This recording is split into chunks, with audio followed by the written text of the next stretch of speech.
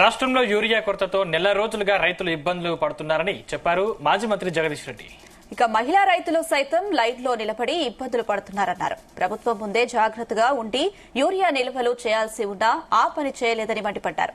గతంలో నల్గొండ జిల్లాలో ఓ మంత్రి మిల్లర్ల వద్ద డబ్బులు తీసుకుని ధాన్యం కొనుగోలు చేయనివ్వలేదని ఆరోపించారు. కోమటిరెడ్డి వందల కోట్లు దోచుకుంటున్నాడు తప్ప నియోజకవర్గాన్ని పట్టించుకోవడం లేదని విమర్శించారు. 52 సార్లు ఢిల్లీ వెళ్లిన సీఎం కనీసం ఎరువులు తీసుకురాలేకపోయారని ఎద్దేవా చేశారు. ఇవాళ 240 దొరకాల్సిన యూరియా 400 రూపాయలు పెట్టే దొరికే పరిస్థితి లేకుండా చేసినటువంటి కారణం ప్రభుత్వ పెద్దలే దీనికి బాధ్యులు. చాలా మాట్లాడింది కదా, ఏ కేసీఆర్ నీకు తెలివి లేదు, నీకు ఢిల్లీలో పని చేయించుకోరాలే, మేము చూడిగా ఎట్లా తెస్తామో ఢిల్లీ పోయి ఇప్పుడు మాట్లాడింది కదా. ఢిల్లీ పోతానికి తీరిక లేదా, అంత రాత్రి పగలు ఇక్కడ పనిచేస్తున్నావా అంటే ఇక్కడ పీకింది ఏం లేదు. ముఖ్యమంత్రి మంత్రి 52వ పర్యటన. కేసీఆర్ 10 నెలలు కూడా పోలే 50 సార్లు ఢిల్లీకి. 2 ఏళ్ళు నిండా ముందే 50 సార్లు పర్యటన చేసినావు. ఏం తెచ్చినావు, సాధించినావు ఢిల్లీ నుంచి? కనీసం ఎరువులు తీసుకొచ్చే ముఖం లేదు. దానంతలదే రొటీన్గా వచ్చిన ఎరువుల్ని కూడా చక్కగా పంపిణీ చేసే పరిస్థితి లేదు. మళ్ళీ పోలీసులు, లాఠీ చార్జీలు.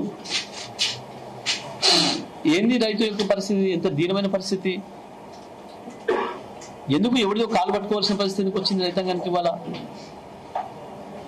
బాజాబ్తూ తను పైసలు పెట్టి కొనుక్కునే ఎరువుల కొరకో విత్తనాల కొరకో ఎవడి కాళ్ళ మొక్కాలనా? ఎందుకు వచ్చింది బాధ?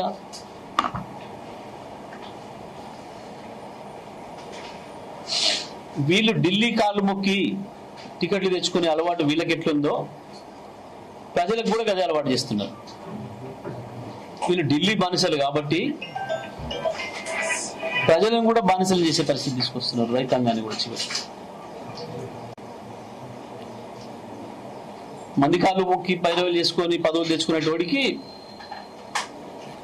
రైతుల ఆత్మగౌరవం గురించి తెలియదు, ప్రజల ఆత్మగౌరవం గురించి తెలియదు. ఎంత అవమానం, ఎంత సిగ్గుపడాలి ఇవ్వాలి ఈ రాష్ట్ర ప్రభుత్వం. ఒక మహిళా రైతు ఎవరు అధికారిని కాలు పట్టుకొని ఒక బస్తా యూరియా ఇప్పించండి, డబ్బులకే మేము ఉచితంగా ఏమని అడగలే.